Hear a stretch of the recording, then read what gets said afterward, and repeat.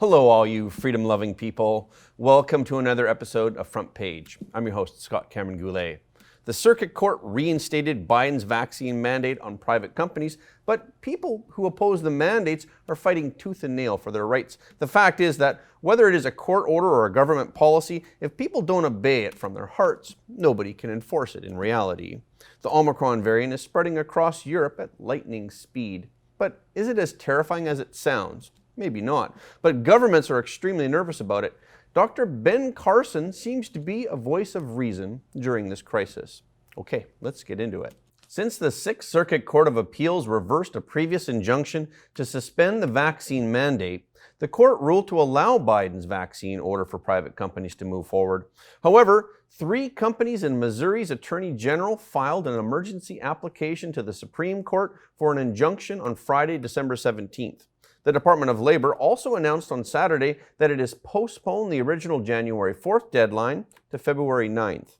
In addition to Missouri, attorneys general in several Republican states, including Arkansas and South Carolina, said they would appeal the ruling to the Supreme Court. The 3 companies, Phillips Manufacturing and Tower Company, 6ARP, and Oberg Industries, hinted in the application that the mandate is about controlling people. The document reads, "Frustrated with a minority of Americans' medical choice, the executive branch has attempted to control and surveil the vaccination schedules of enormous swaths of the country's population." Dr. Scott Atlas, a member of the White House COVID-19 outbreak response team during the Trump administration, said the federal government's practice of forcing everyone to be vaccinated, even those who have developed antibodies as a result of recovering from COVID, have hurt public confidence in the vaccine. He also criticized the U.S. for not conducting good research on natural immunity. The CDC is calling for people who have developed natural immunity to also be vaccinated, and they call it a form of hybrid immunity. More and more companies are walking back previous requirements on mandating the COVID-19 vaccine as a condition of employment in order to keep workers. Last week, Amtrak rescinded its vaccine requirement. Several hospitals and healthcare systems also retracted vaccine mandates due to labor shortages. The Omicron variant is apparently marching around the world. French Prime Minister Jean Castex warned that Omicron is spreading at lightning speed in Europe, and it may become the dominant strain in France early in the new year. Across the continent, health officials are bracing for a new wave of infections. According to France's coronavirus counter, the country currently has an average of more than 48,000 new daily infections as of December 18th.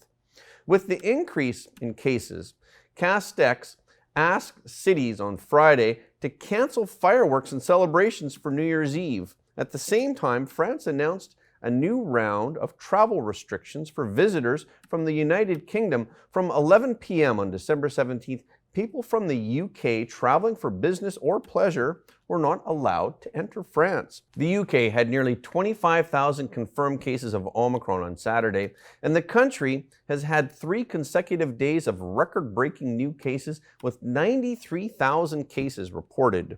Germany, Ireland, and the Netherlands also announced a new round of restrictions.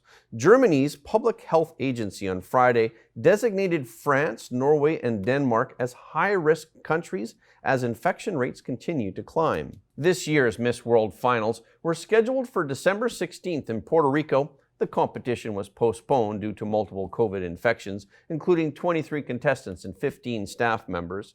Malaysia's representatives confirmed that their contestant, Lavanya Savaji, tested positive.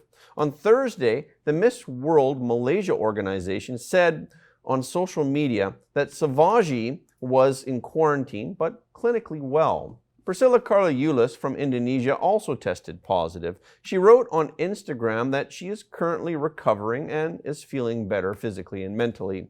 Last year's Miss World competition was canceled due to the pandemic, but there was no expectation that this year was not going to run smoothly. The Miss World organization said the finals will be rescheduled in the next 90 days. Last week, the NFL reported 37 new cases of COVID-19 among its personnel. This is the highest number recorded by the league since the beginning of the outbreak. It started when a staff member in Washington tested positive for Omicron.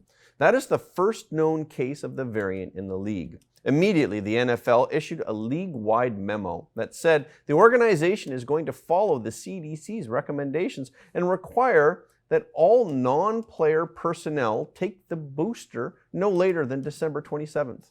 Virtually everyone involved in NFL operations is fully vaccinated. That is 95% of all players and over 99% of coaches and staff.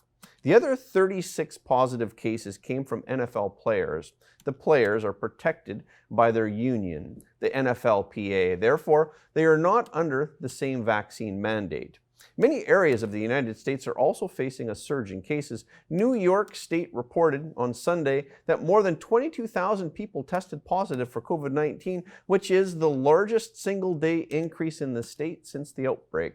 More than half of those positive results came from New York City. Omicron is spreading rapidly in the city over the past week, with the positive rate doubling to 7.8% in 3 days. Lines at the city's testing stations grew longer and longer, and some Broadway shows and Christmas performances were canceled due to outbreaks among the staff. According to the CDC, New York, New Jersey, Puerto Rico, and the Virgin Islands have the most rapid spread of Omicron, with 13.1% of cases being the variant, well above the national average of 2.9%. In an exclusive interview with Epoch Times, renowned neurosurgeon Dr. Ben Carson has a different way of solving the current pandemic. He said, "Let's throw the politics out. We could solve this problem pretty quickly." Carson was awarded the Presidential Medal of Freedom in 2008 for his work. After he retired, he ran for the presidency in 2016. He then served as the Secretary of Housing and Urban Development during the Trump administration. He used West Africa as an example. He said, "Let's look around the world at things that work. Let's look at the fact that on the western coast of Africa, there's almost no COVID. And let's ask ourselves, why is that?" Discussions about certain topics regarding the pandemic are forbidden. Carson pointed out that this mentality needs to change. He explained, because in order to get an EUA, an emergency use authorization to pursue the vaccines, you can't have anything that's effective as an alternative. So that's a defect in our system. We need to get rid of that. He added, there are many things that have been very effective that we have not pursued, including natural immunity. Carson believes that a major issue today is that people have lost trust in the government and the healthcare systems. He pointed out we need to have faith in our government, we need to have faith in our healthcare systems, and by injecting politics into it, I think we have put ourselves behind the 8 ball. It's going to take a while to reestablish that trust. Regarding the constant emergence of variants, Carson said that this is normal. Viruses become weaker with each mutation. The question is, what kind of message does the government want to convey to the public? Carson said, we can admit that and deal with it. Or we can take every little mutation and every little change and try to make it into a crisis so we can frighten people and control their lives more. The White House announced on December 15th that the number of drug overdose deaths in the United States is reaching record levels. The administration will intensify its efforts to combat drug trafficking, particularly synthetic fentanyl. A Chinese drug dealer and 4 Chinese companies who are accused of being involved in the illegal production of fentanyl for the American market will be sanctioned. A White House official stated, "I think it's very simple that a lot of the precursors to synthetic opioids originate in China, and it was important for us to send a signal on that front."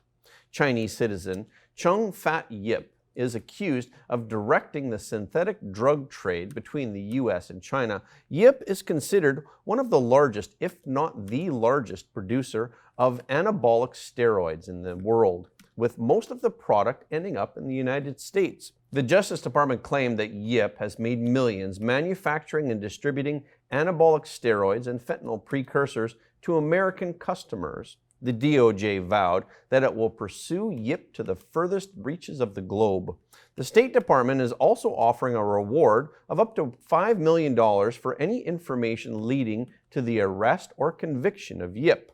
According to the CDC, More than 100,000 Americans died from drug overdoses in the past year, ending in April of 2021. This is a 28% increase from the same period in the previous year.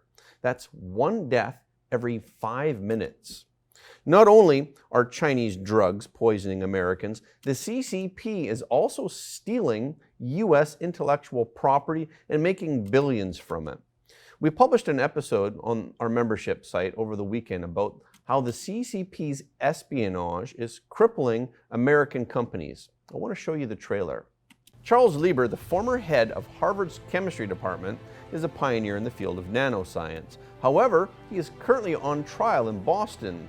Lieber is accused of lying to U.S. authorities about his participation in a Chinese talent recruitment program and his affiliation with the Wuhan University of Technology.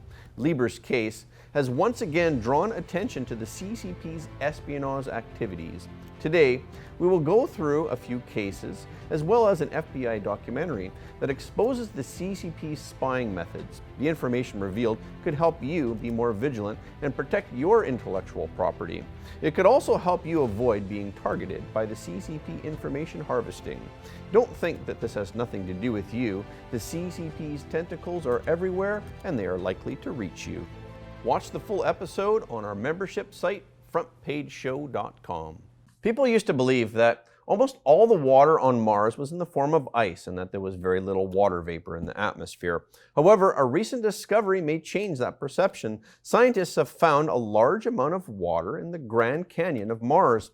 The Valles Marineris Canyon is not only the largest canyon on the red planet, but also the largest canyon in the solar system. Compared to the Grand Canyon in the United States, the canyon on Mars is 10 times longer, 5 times deeper, and 20 times wider. This discovery is part of the ExoMars Trace Gas Orbiter operation, shared between the European Space Agency, the ESA, and the Russian Space Agency, Roscosmos.